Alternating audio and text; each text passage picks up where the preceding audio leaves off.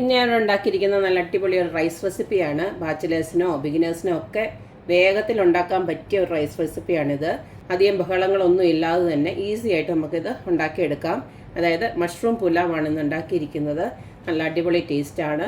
ഏത് മഷ്റൂം കഴിക്കാത്തവരും ഇങ്ങനെ ഒന്ന് ഉണ്ടാക്കി കൊടുത്തു കഴിഞ്ഞാൽ ഇഷ്ടത്തോടെ കഴിച്ചോളും.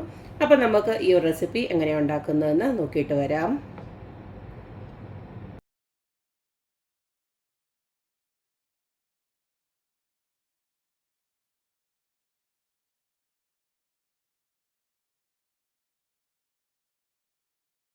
മഷ്റൂം പുലാവ് ഉണ്ടാക്കാനായിട്ട് ഇതുപോലക്ക് 250 ഗ്രാം മഷ്റൂം ഞാൻ എടുത്ത് വെച്ചിട്ടുണ്ട്. ഇത് ക്ലീനിങ് ചെയ്ത് വെച്ചിരിക്കുന്നതാണ്. ഒരെണ്ണം മാത്രം ഞാൻ ഇങ്ങനെ വെച്ചിട്ടുണ്ട് ഒന്ന് കാണിച്ചു തരാനായിട്ട്. ഇതുപോലക്ക് ഇങ്ങനെ ഒന്ന് എടുത്തതിന് ശേഷം ഇവിടെ നിന്ന് ഇങ്ങനെ ഞാൻ നേരത്തെ തന്നെ ഇട്ടിട്ടുണ്ട് ഇതിൻ്റെ ക്ലീനിങ് വീഡിയോ, അതുകൊണ്ടാണ് കൂടുതൽ വിശദീകരിച്ച് കാണിക്കാത്തത്. ഇതുപോലക്ക് ഇങ്ങനെ ക്ലീൻ ചെയ്തെടുത്ത് വെച്ചാൽ മതി, ഈസിയാണ്.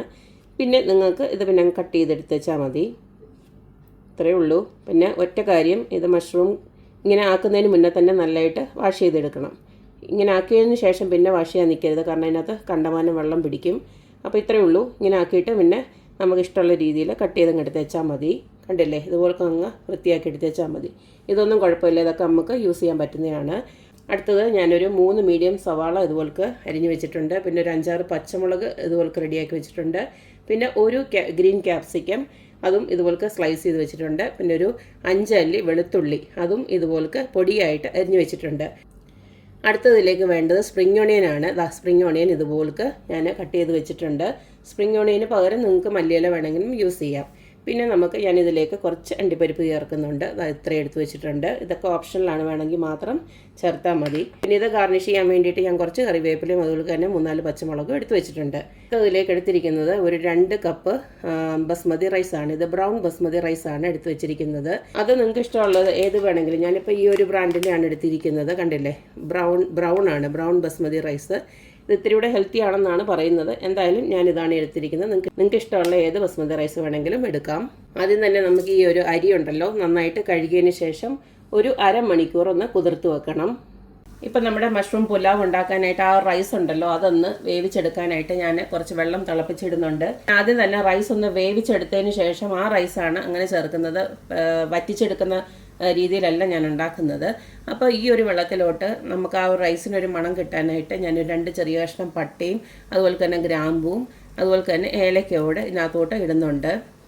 ഞാൻ അരി ഒന്ന് കഴുകിയിട്ട് ഒരു അരമണിക്കൂറോളം കുതിർത്ത് വെച്ചിരുന്നു. ഇനി ഈ ഒരു അരി നമുക്ക് ഇതിനകത്തോട്ട് ഇട്ട് കൊടുക്കാം. വറ്റിച്ചെടുക്കുന്ന രീതിയിലാണ് നിങ്ങൾ ഉണ്ടാക്കുന്നതെങ്കിൽ നമ്മൾ ഏത് കപ്പിനാണോ എടുക്കുന്നത് റൈസ് അതിൻ്റെ 1.5 കപ്പ് വെള്ളം ചേർത്തിട്ട് അങ്ങ് വറ്റിച്ചെടുത്താലും മതി. എനിക്കങ്ങനെ റൈസ് എടുക്കുന്നതിനോട് വലിയ താല്പര്യമല്ല, അതുകൊണ്ടാണ് ഞാൻ ഇങ്ങനെ എടുക്കുന്നത്. അപ്പോൾ ആ ഒരു റൈസിനൊരു വഴുവഴുപ്പ് പോലെ ഉണ്ടാവും. അപ്പോൾ ഇങ്ങനെ എടുക്കുമ്പോൾ നമുക്ക് നല്ല ക്ലിയർ ആയിട്ട് ഒന്നും ഒട്ടാതെ തന്നെ റൈസ് കിട്ടും. അപ്പോൾ ഇതാണ് എനിക്ക് ഇത്തിരി എളുപ്പമായിട്ട് തോന്നുന്നത്, അതുകൊണ്ടാണ് ഞാനിങ്ങനെ എടുക്കുന്നത്. നിങ്ങളുടെ ഇഷ്ടത്തിന് നിങ്ങൾക്ക് എടുക്കാം. ഞാൻ അടുത്തതിലേക്ക് ഞാൻ ഒരു നാരങ്ങയുടെ നീരൊന്ന് പിഴിഞ്ഞൊഴിച്ച് കൊടുക്കുകയാണ്. കണ്ടില്ലേ, വെജിറ്റബിൾ സ്റ്റോക്ക് എന്ന് പറഞ്ഞിട്ട് നോറിൻ്റെ ആണ്. ഇതിൻ്റെ ഒരു ക്യൂബ്സ് ഞാൻ ഇതിനകത്തോട്ട് ഇട്ട് കൊടുക്കുകയാണ്. അപ്പോൾ എന്താണെന്നറിയാമോ, നമ്മുടെ ഈ ഒരു ചോറിന് നല്ലൊരു മണം കിട്ടും. ഇതുപോലക്ക് ഇതെല്ലാം ഒരെണ്ണം അങ്ങോട്ട് ഇട്ട് കൊടുക്കുകയാണ്. ഒരു വെജിറ്റബിൾ സ്റ്റോക്കിന് ഒരു ഉപ്പുണ്ടാവും. അപ്പോൾ അത് നോക്കിയിട്ട് വേണം ബാക്കിക്ക് ഉപ്പ് നമുക്ക് ചേർത്ത് കൊടുക്കാനായിട്ട്.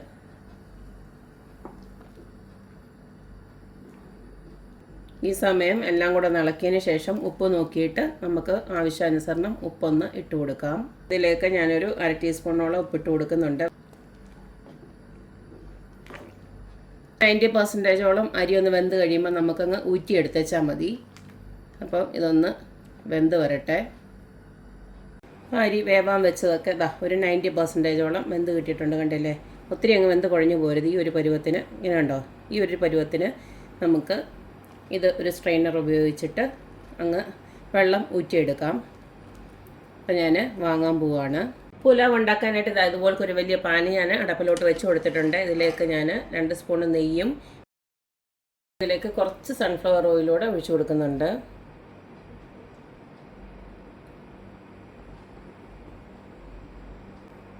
ഇതിലേക്ക് ഞാൻ ഗാർണിഷ് ചെയ്യാൻ വെച്ചെന്ന് പറഞ്ഞില്ലേ, കുറച്ച് കറിവേപ്പിലയും അതുപോലെ തന്നെ പച്ചമുളകും അതൊന്ന് ജസ്റ്റ് ഒന്ന് ഫ്രൈ ചെയ്തെടുക്കുകയാണ്.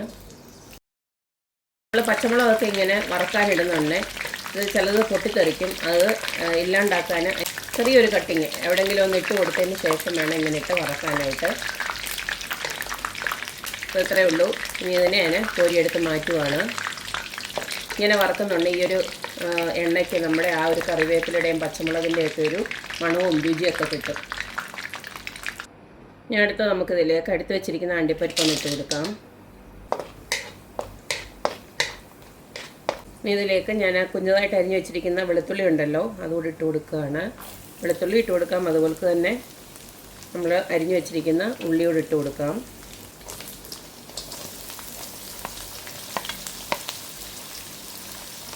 ഞാൻ എൻ്റെ കൂട്ടത്തിൽ തന്നെ പച്ചമുളകോട് ഇട്ട് കൊടുക്കുകയാണ്.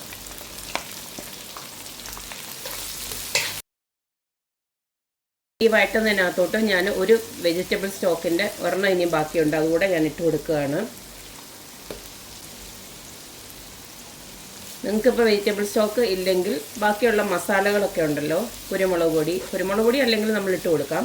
അല്ലാതെ കുറച്ച് മസാലകളായിട്ടുള്ള ഗരം മസാലയൊക്കെ ആയിട്ട് കുറച്ച് നിങ്ങൾക്ക് എരിവിനും അതുപോലെ മണത്തിനും ആവശ്യമായിട്ടുള്ള കുരുമുളക് പൊടിയും ഇതുമായിട്ടൊക്കെ ഇട്ട് കൊടുക്കാം. ഇതിപ്പോൾ എൻ്റെ കയ്യിൽ സ്റ്റോക്ക് ഉണ്ടായതിന് ഇട്ട് കൊടുത്തതേ ഉള്ളൂ. ഇനി ഇതിൻ്റെ ഒരു ഉപ്പ് നോക്കിയിട്ട് വേണം നമുക്ക് ഉപ്പിട്ട് കൊടുക്കാൻ. കാരണം ഓൾറെഡി നമ്മൾ ഉപ്പിട്ടാണ് ചോറ് വേവിച്ച് വെച്ചിരിക്കുന്നത്. ഉള്ളിയെല്ലാം ഇതുപോൾക്ക് വാടി വരുന്നുണ്ട്. നമുക്ക് ഞാൻ അരിഞ്ഞ് വെച്ചിട്ടുണ്ട് മഷ്റൂം, അത് അങ്ങോട്ടിട്ട് കൊടുക്കാം. ഞാനൊരു 4ആയിട്ടേ അരിഞ്ഞിട്ടുള്ളൂ. നിങ്ങൾക്ക് ഇഷ്ടമുള്ള രീതിയിൽ അരിഞ്ഞു കൊടുക്കാം. മഷ്റൂമിനൊന്നും അധികം വേവില്ല, അതുകൊണ്ടാണ് ഞാനിങ്ങനെ ഇട്ട് കൊടുത്തത്. ഇതിലേക്ക് ഞാൻ കുറച്ച് മഞ്ഞൾപ്പൊടി ഒന്ന് ഇട്ട് കൊടുക്കുകയാണ്. ഒരു 1/4 ടീസ്പൂണ് ചെറിയൊരു മഞ്ഞൾ കളർ വേണ്ടിയിട്ട്.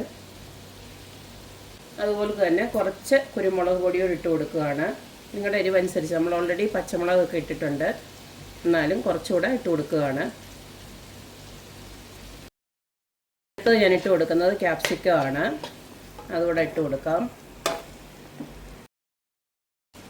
ഇതെല്ലാം കൂടെ ഇളക്കിയതിന് ശേഷം നമുക്ക് അടച്ച് വെച്ചൊന്നുകൂടെ വേവിക്കാം.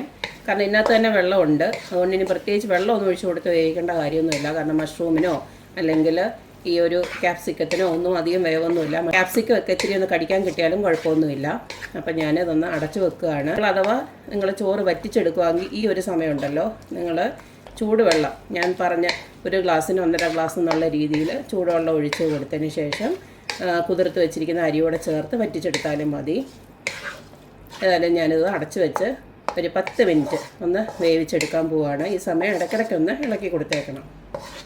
ഒരു 15 മിനിറ്റോളം അടച്ചു വെച്ച് ഇതുപോലെ വറ്റിച്ചെടുത്തിട്ടുണ്ട്. അതിനകത്തുള്ള വെള്ളമെല്ലാം വറ്റിച്ച് വന്നപ്പോഴത്തേക്ക് നമ്മുടെ മഷ്റൂം കണ്ടല്ലേ വെന്തിട്ടുണ്ട്. ഇത്രയേ ഉള്ളൂ. ഇനി നമുക്ക് ആ ഒരു വേവിച്ച് വെച്ചിരിക്കുന്ന ചോറോട് ഇട്ട് കൊടുത്ത് നന്നായിട്ടൊന്ന് ഇളക്കി എടുത്തേച്ചാൽ മതി. ഞാൻ അങ്ങോട്ട് ചോറിട്ട് കൊടുക്കുകയാണ്.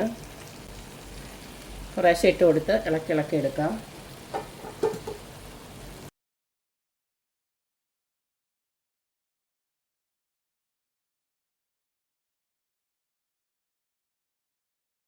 ചോറെല്ലാം നമ്മൾ ഇതുപോലൊന്ന് ഇളക്കി കൊടുത്തതിന് ശേഷം നമ്മളിനി ഒരു സ്പ്രിംഗ് ഓണിയൻ അരിഞ്ഞ് വെച്ചിരിക്കുന്നുണ്ടല്ലോ, അതുകൂടെ അങ്ങോട്ട് ഇട്ട് കൊടുക്കാം.